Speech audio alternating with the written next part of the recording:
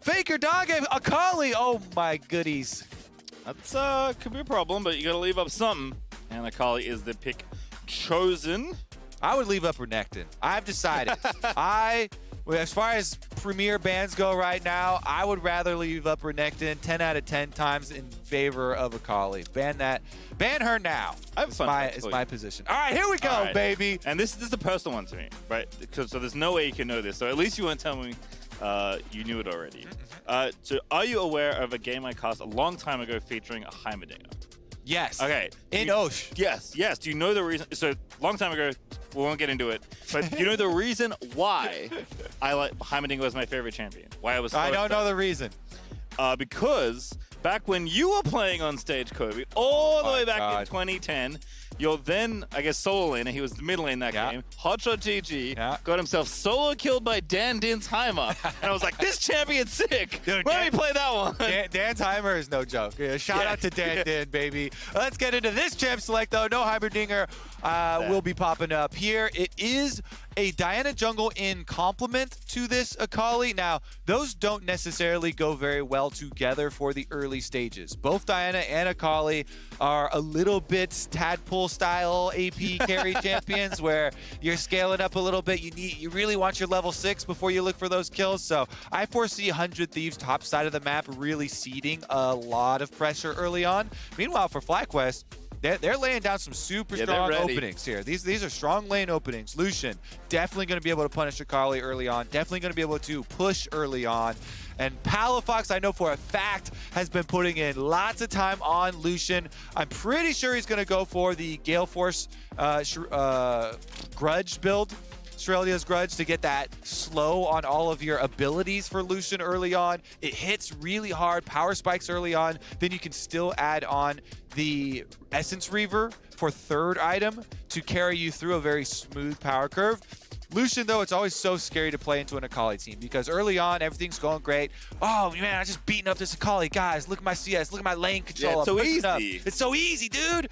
But once Akali gets some levels, you know, and you get more levels into your Q plus your ultimate, you still have to worry about the backline one-shots. So 100 Thieves, they will have to bide their time early there with the Akali, but Lucian and Varus will have to watch their backs later on because the Diana-Akali combo will be diving for them. Yeah, looking like a lot of good targets for Akali right now, at least in the first 3 picks, but 2 support bans. Yes!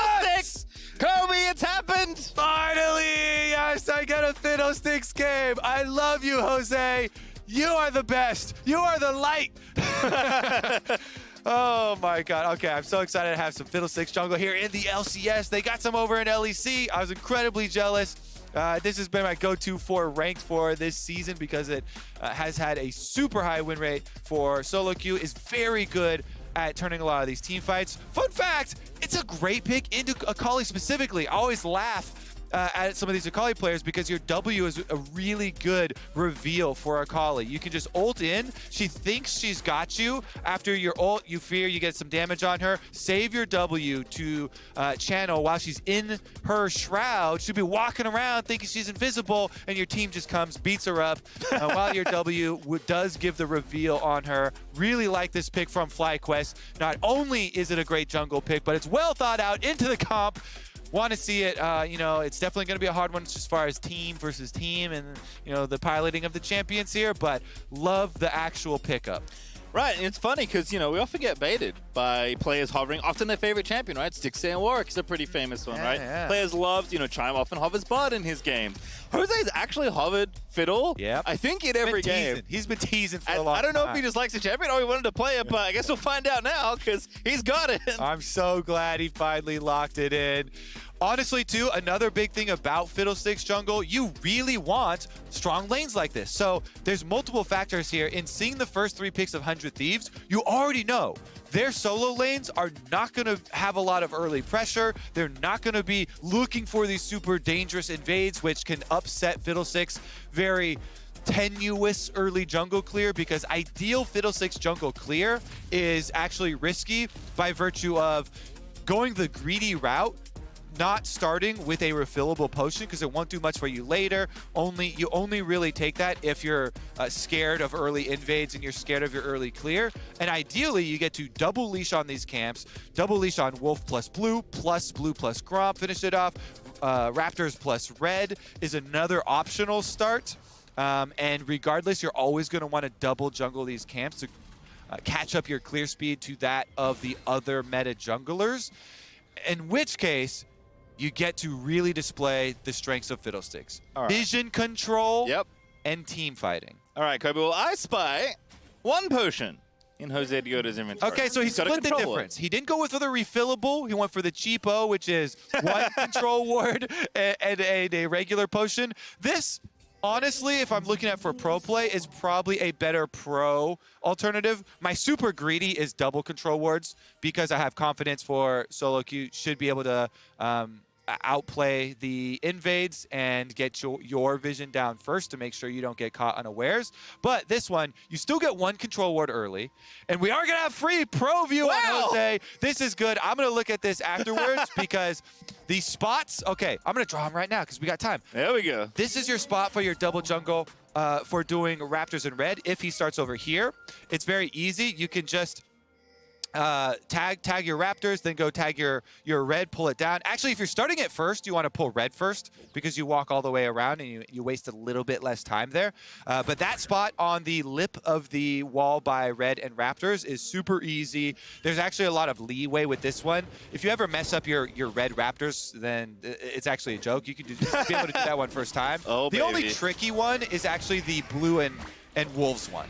So this one is way safer, and he should be able to do this no problem. You should spend most of your autos on red as it's more health to be able to get that one down. And what you're trying to do when you're conserving time with Fiddlesticks in your clear is maximize the effectiveness of every W channel, because that is your main damage dealer, that is your clear speed limiter, and that thing is what you want to make sure you get full channels on every one so that you have the cooldown reduction refunded to you as well. He's doing a very safe, more pro-friendly clear here than the super greedy solo queue blue one I was talking about earlier, and I like that a lot, as it's also going to end his route towards the bottom side of the map where Palafox's Lucian into Akali, he's always got mid-prow, okay? So all you really depend on then is your side lane for your Scuttle Crab. All right, well, it's been a lot of action in top and bottom for different sides. So FlyQuest, as expected, it is Palafox and Licorice getting their lanes pushed in, and for FBI and Huhi with the support center, not the farming center this time for FBI. They are, as expected, also getting aggressive in the 2v2. Another tip for jungle Fiddlesticks, if you want to try it in solo queue, which I highly recommend, it's super good for solo queue, is placing one of your effigies, your passive wards that you start out with, at just over 1 minute and like 10 to 15, depending on which camp you're going to start at, on how greedy you want to get there, because they last longer than trinket wards. If you place an effigy at between 110 and 115, it will actually last until after Scuttle Crab spawns, and you will get vision of that side of the Scuttle Crab early jungle information. So it is hugely beneficial and something no other jungler can do, because... What an ang! Nautilus hooks, man, they just don't miss. Huhi getting entangled there with Johnsun and Dreams, but FBI going to heal them up. You got to stay safe. The Q's incoming, FBI. Loses some help, but not dead just yet. Did have to flash, though. Yeah, and he was chugging his potion, so he went back in for the extra Q for another heal. Did get chunked out so low, though, that it's going to be very beneficial for FlyQuest here. This is a non-cannon wave pastry, so that wave dies very quickly to the turret. You lose so much experience there now for FBI. Oh, Huhi actually stayed. I mean, he's the one farming, right? So he's the one that cares about getting the farm. So he gets the gold, but FBI will lose out on the experience. So you still lose out on the experience and shared. So yeah, Huhi is going to still get the gold, but the Senna will be slightly lower in level. It's more funneled experience, and it's solo experience for Huhi. Generally, you would like to have both of them get some of it, because you do get a slight team bonus, generally, or just a little bit extra experience for having to share, but it's gonna be fine. All right, well, FBI is back, almost level 3. He'll be there in short order. So we'll keep track of how this is going as the game goes on, as level 3 does indeed happen. You'll love to see it as well, Kobe. Palafox kicking closer out of the river, covering Jose as he's continuing to farm through the jungle. Very speedy, as you can see by the numbers reflected on your screen. Yep, and as the bottom little skirmish went on, still got the bottom scuttle crab for himself. Palafox still retaining and making good use of the early priority that he's got on mid. He constantly goes in here on Abbeddage, tries to chunk him out, tries to force him back to open up some of these moves. I will say that, you know, these effigies are down on the bottom side, protecting him from possible jungle ganks are doing a bit, but Abbeddage should be able to clean up all these minions. You see him very egregiously, almost even, tanking every single one. Moves up into the lane, gets the last hits on all of them except for a single. No, okay, he went for the Q instead of getting that other one. So he drops another CS to even threaten on Palafox there. Regardless, it's extremely close, and he's approaching that level 6, so is going to start to have some of the possibilities of getting that kill threat down. And you see Diana moving into the river here too. Closer takes out both effigies. He's also approaching his level 6, and that's where you start to have to second-guess yourself. Yeah, River now completely cleaned out. Jose not quite there at 6 yet, but Closer, ooh, starting the Dragon with the bot and the mid pressure here. Jose's going to see him, and Closer's going to back off. Yeah. Predator activated there for Jose. Definitely no joke on Fiddlesticks, by the way. It's super good for ganking, especially earlier when you don't have your ultimate. You can just straight up Predator onto people, run at them in a lane, and run into fear range. He's actually still around Abed. All right, not gonna see him there. Ward on the top side does go down as well. Really, Jose is looking to get that level 6. Your level 6 power spike here for Fiddlesticks is incredibly effective. There's no teleport on Palafox, though, so this wave is actually getting into turret. I always would want to channel these Raptors then at the pit. Ah, there we go. He's doing it. Get all the way down here so you can get into experience range. It's a solo queue strategy where oftentimes you'll try and leech experience from your solo laner if you don't think they're good enough, your mid laner, and be like, oh, oopsie, you know, I'm just doing Raptors over here. But if they're not there, then you definitely want to go, you know, drain from that side of Raptors so you can be in range of the dying minions and further accelerate your leveling. Well, remind me again later if things slow down, because it is a 100 Thieves game. I'm not expecting it to be all that slow, although this has been fairly calm. But there is some ancient Dark Fiddlesticks technology that Papa Smithy once told me about. I'll share with you if the game we do have a moment. But again, there's still lots going on here. As Ssumday and Abbeddage have actually found pretty good footholds in their 1v1s, right? There is still that pushing pressure, right? There is still the threat, the space for Jose to open up the map, but 100 Thieves should be pretty happy with how this is going, given the early lane setup. Yeah, I'd say probably the best bet for Jose to find an effective ultimate to use at the moment would be, you know, hover through the actual lane. They're going for a dive, though. So Palafox is using his pressure mid to rotate up towards the top side. It's a really good protective ward there from Ssumday. He sees them in the tri-brush. Jose knows it, even shows, walks all the way through. Ssumday, really, really good weak side play there. They coordinate. Yes, the Lucian is gone from mid lane. Abbeddage is like, hey, I'm Akali, okay, it's a Lucian. You know, watch out. He's going to be coming up there, so they do stop. Oh, what a redirect there with the E. Abbeddage, though, now with Jose in the lane, but FBI is already roaming up and still continuing to threaten Palafox there. But no kill, first blood still on the table. But Dragon did go to 100 Thieves, and now they're looking for the Herald. Yeah, it's looking really good for 100 Thieves here, because as mentioned from Champ Select, both their solo lanes, they are very happy to trade farm. You know, just trading farm early is great for them. And if in addition you get these neutral objectives, now that, you know, your solo laners can actually move, this is incredible stuff for 100 Thieves. So FlyQuest, they still definitely have power spikes to look forward to. You know, Lucian still has a couple of big power spikes. He's actually going to be very delayed on them, though, because he went Hex Drinker early on, and that is definitely advisable versus Akali Diana. You know, have a lot of AP dive potential there from them. So Palafox just trying to make sure he does not get one-shot by these dives, but you really do slow down your progression as far as how aggressively you can play without your Gale Force, without your Shreldia's Grudge. And that's where you really want to make use of the power of the Lucian plus Varus. If you can get these lethality, you know, builds for Varus online early on and start to poke them down, get to these turrets early, that's where really you could start to gain room for FlyQuest. And you see, we've got a attempt at a wraparound gank here through the lane brush. This is the previously advised usage. I love these. They're super effective because it allows Fiddlesticks to get very effective use of the passive, immediately fearing upon landing, and they're actually calling Palafox down through vision, but the Varus ult lands. Yeah, nice on the Huhi, but not enough follow-up though. Huhi doesn't have to expend anything, has the flash, has the ulti. Aftershock as well there for the Sett as Licorice on Ssumday still duking it out. Palafox gonna get missed there by that shuriken flip, and Ssumday okay for now.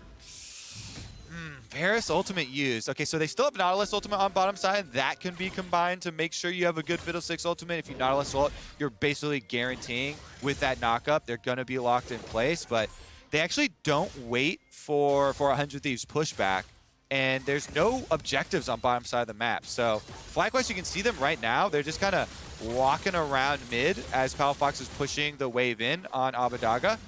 Ooh, attempt there for Dreams. I like the idea. Getting aggressive there onto Abbedage, but no dice there on the hook. So, man, they don't wait around bottom side for any sort of pushback for an attempt at a Nautilus plus Fiddlesticks play. And I mean, there's no objective for their bottom lane to do. You see that they just walked all the way up river, spent this 30 seconds of time, kind of covering Palafox for the push in there, but that's about it. And they just go back down bottom to catch the wave. I really think FlyQuest, you definitely want to have more Fiddlesticks ult activations earlier than this. We're already 11 minutes into the game. There's so many possibilities here with this champion to sneak into side brush or something like that. Any of these matchups, it's so much power because rushing into your Sork shoes for the magic penetration, and you want to start stacking your Dark Seal as early as possible. Maybe now he can look for it, but Ssumday has already been chunked out, so he's going to have a natural recall here. Yeah. This is not off of any information or anything. He's just been chunked out under tower, so you should expect this recall. As he channels back, he'll be a mini Gnar though, so maybe you can find some range here to do it. I think it's still kind of reaching though for FlyQuest. Yeah, I mean, don't think you want to dive here. Ooh!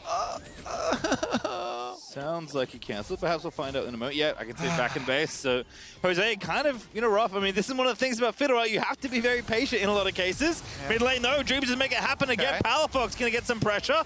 But TP in there as Abbedage has the ulti ready to go, but does not let it rip. It's Huhi that's running interference there in mid. Yeah, does get the answer there as far as the support roam. Dreams walks over, so he's able to answer it with the teleport. I'm afraid. I mean, Palafox, so the reason he does that, and you're afraid for good reason, because if a Lucian built full offense, they can get bursted down there. An Akali shuriken is sticking in you. You feel like death is coming. But the reason he does that is because he went with the Hex Drinker early on.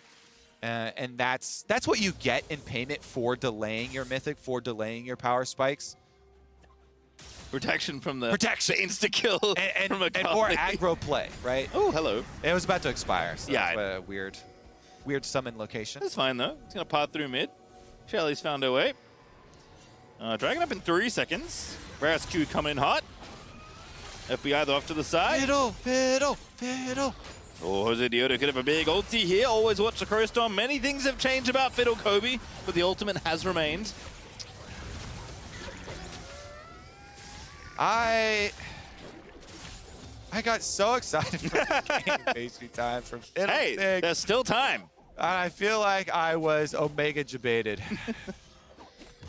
All right, well, Licorice actually doing pretty well. That's definitely a strength for FlyQuest can lean on. He's had quite a few Gwen games. So this one he can carry. Yeah, it's definitely possible. So I'm going to go into what I highly recommend then. All right, I'm ready. More exciting Fiddlesticks play is that you look for the lanes that do have any sort of sub. For this one, their FlyQuest bottom lane is definitely one. Yep. But you can also look at lanes where your opponents have very aggro matchups. If your laner, there's so much power in a Fiddlesticks gank if you're able to wrap into a brush on a wave that is pushing backwards, that you can go to one of your weak lanes. Generally, especially for solo queue, it's recommended, don't go to your losing lane. It's going to be hard to pull off a gank, and especially if enemy jungler's there, you lose duels. But for Fiddlesticks, the surprise is so important that you can actually do that. So you either go to lanes that can set you up. Hey, Varus and Nautilus have, kind of brain-dead, really good CC ultimates that can set you up there. You can also wrap to ones where you think the opponent is going to make an aggressive stance. And Fiddlesticks, especially with the Predator and Flash available, you have a lot of options for making super aggressive ultimates. You don't have to wait for the dream ultimate. You have to say, oh, they've walked just into range where I'm going to get really ideal ultimate onto them. It's definitely going to land the fear and all that. You can actually reach for ultimates and go a little bit further down the lane, try and make sure that after your ultimate, you instantly E. It's a little bit longer range there. You can flash forward with it to try and get your fear off. It's like a little bit more reaching does have big rewards for the champion, right? Because it really can snowball, especially since it's highly recommended to get Dark Seals and start stacking that. I think especially once you have an item like Proto Belt, right, which I assume Jose is building towards. Could be, yeah. Looks like it with these pieces. Could be. I guess the other option is... Night Harvester is okay for team fighting. So Night Harvester is the easier one that you don't have to rely on your active. Proto Belt is definitely better for a lot more versatility. But Night Harvester, you can proc on everybody in a team fight. So that is the one that gives you, dream team fighting damage output. That's what you would take, like, if you're Dark Harvest, and you really want to, like, pentakill a team fight. Proto Belt has a lot more playmaking, and so I like that's why, that's your Inkling form. That's what, chase them off Rift Trail, no problem. But, yeah, the other option, which he's not going because it's the mana option build, is the Liandry's, which got cheaper. So I highly recommend that one. It got 200 gold cheaper. A lot of the mages are benefiting from it, but some junglers can benefit from it as well. Works really well with the Fiddlesticks because you have an easy time applying that burn to everybody. What don't you highly recommend? What's a trap item? Apart from like the obvious, like don't build Infinity yet. Yeah, I mean like Luden's Echo. Yeah. I feel like a lot of the trap ones are pretty obviously traps. You can go with either. Yeah, Everfrost is also stupid. That's trap. There you go. You don't need it. The snare. Oh, hello. Rift Tower going to be dropped here. Jose just getting in there. Oh, look at that! There's the interaction code we talked about. Oh no, Abbeddage is just popping off. It doesn't matter. The fear is good though. Damage is done, but Abbeddage still gets first blood, man. Are you serious? Okay, well, 100 Thieves have the rest of them here. Snare should be able to stop. Oh boy, I've seen this movie. Huhi looking to try and set it up. And that's Palafox flashing out away from closer. There's the donkey out of Huhi. W lands, gets a slow, but not enough damage. FBI in trouble, but he's going to be okay. Hook lands! Oh, no damage! Is it ill-advised? Root as well onto Johnsun. Damage still there, but the dive not forthcoming. 100 Thieves only with the trade. All right, and it's going to be extra push there for 100 Thieves. They get control of the map. Bottom side, that 1v1 looks like Ssumday also got distance, so it was very critical. I'm always looking for teleports when you see a skirmish like that break out. And Ssumday, with his teleport advantage, was trying to gain distance from Licorice. You can see on the mini-map. Licorice staying in range of him, though, doesn't let him go up there. Doesn't mean that any FlyQuest members will lose their lives, but the turret still goes down, so. Licorice expects someone else, I think, or maybe Megan. I was just a little too spooky. Want to take a recall by the looks of things, though he's going to hang out for now. Licorice definitely building up power here in the side lane. I think FlyQuest are going to have to lean on his side laning through this mid game. Okay. So the other thing that's really important for Fiddlesticks, and could have benefited Jose there, stopwatch, because a lot of times versus a lot of comps, you're going to want to build into Zonias. And getting the early just stopwatch allows you for a play. A lot of Fiddlesticks will use the talent, actually, to just have the stopwatch delivered to them from Inspiration. But because he doesn't have stopwatch, this very aggressive positioning on the tower dive is super deep, and so he ends up flashing early. You see his positioning there was super deep because he thought Abbeddage was going to try and run bottom. But so he flashes to get out of the turret range, then uses the fear, which is good that he saved his fear for the secondary engage. But Abbeddage still has R2, or still had it. In trouble again, there's the fear. That's another kill. FlyQuest starting to heat up here in the top lane. Yes, sir. Repeat on that Akali. FlyQuest do get another kill. They're going to be able to answer back on the turret. They should try and kill that turret so Shelly doesn't lose too much health, because you really, yes, nice. Okay, so they finish off the turret. That means you lose no health on the Rift Herald, and you can push for actually 2 turrets out of it. This is really big since the changes to secondary turrets added 250 more gold to it. Really good hard push here from FlyQuest. Gonna slingshot them up with gold. They are seeding their mid wave right now, as you can see, so mid turret will actually be answered back by 100 Thieves very quickly, though. Right, that's a good little push. They're also going to get the Dragon out of the deal, but again, we're a long way from the Soul. 100 Thieves, though, will still be happy to take the lead in that objective, so 2-1 now for them in Dragon's Gold. Pretty much even, 100 Thieves up by a couple hundred, but FlyQuest continuing to stay proactive here. Yeah, and they definitely need to. Again, I want to bring us back to the vision point, because vision is king for both teams when you're playing in a game with Fiddlesticks.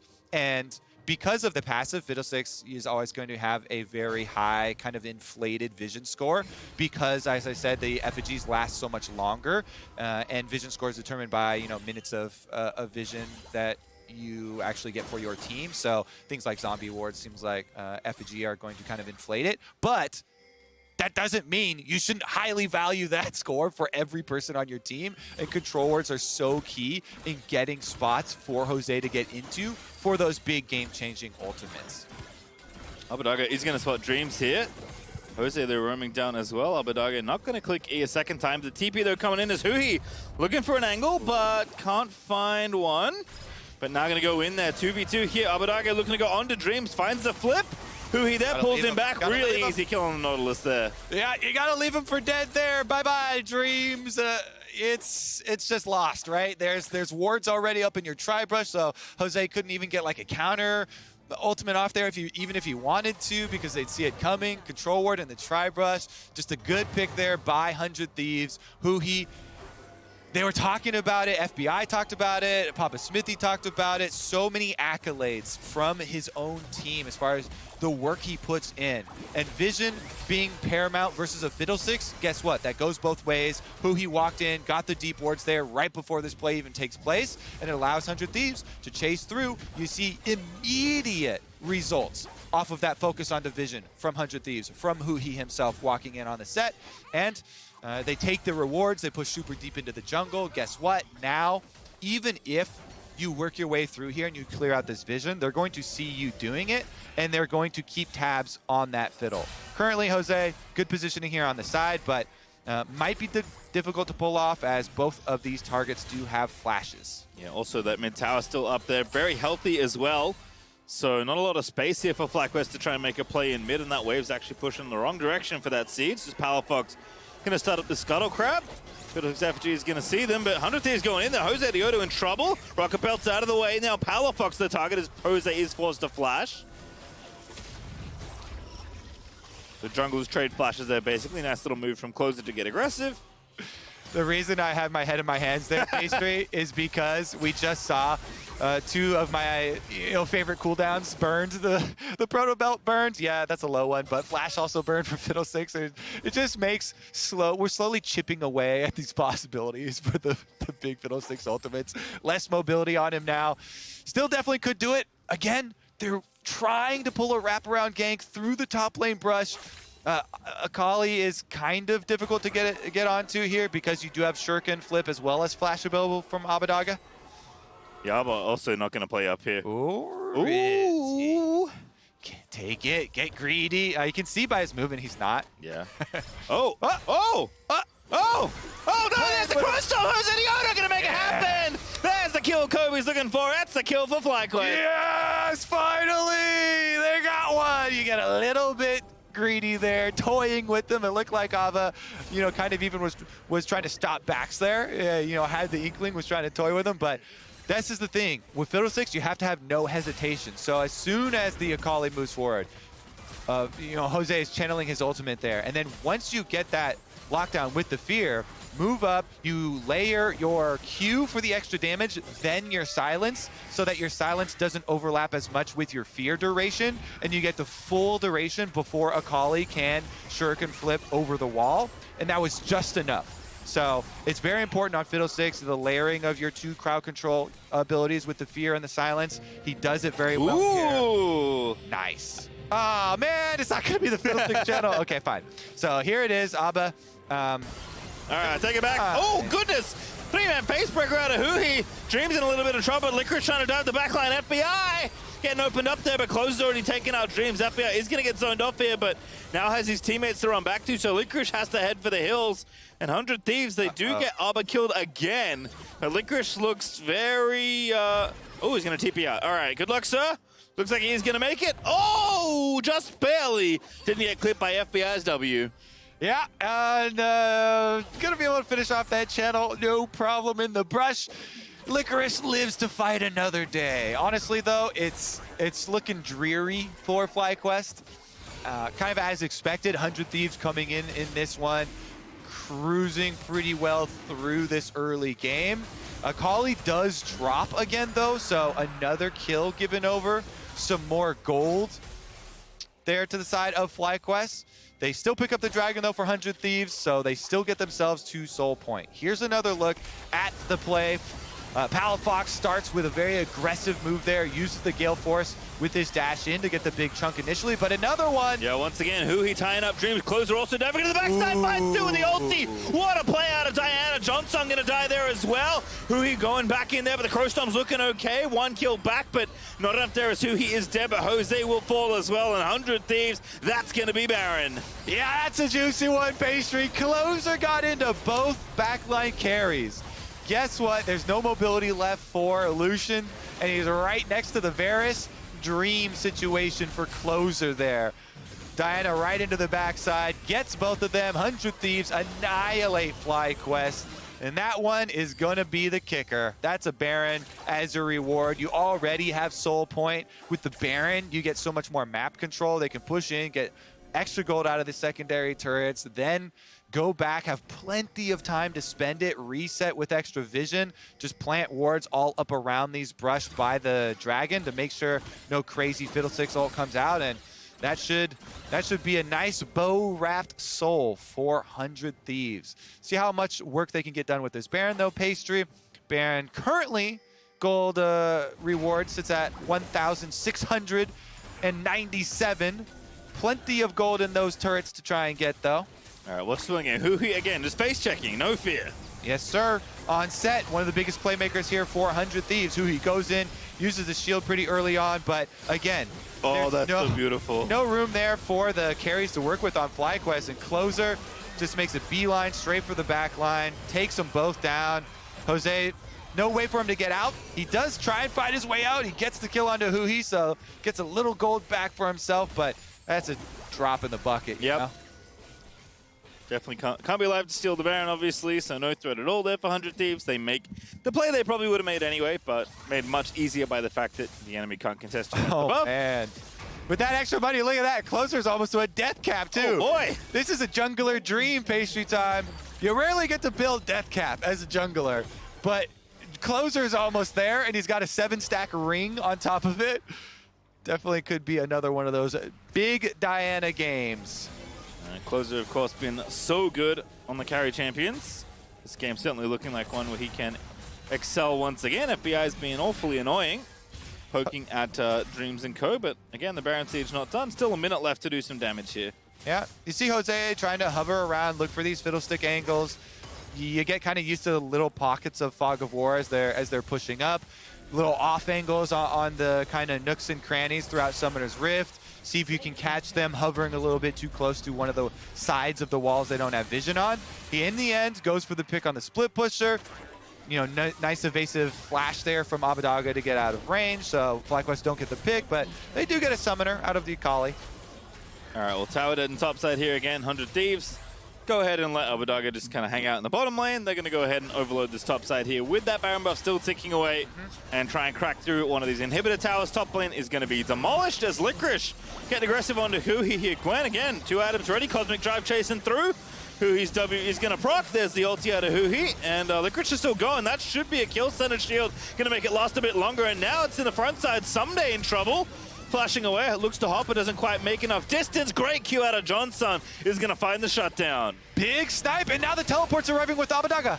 Okay, Jose not in time to hit the W. Abbeddage does just get out of there, flipping off to safety. Did look a little dicey, but does get out. So they did get a shutdown, and that's pretty nice, you know, to have more money on Johnsun.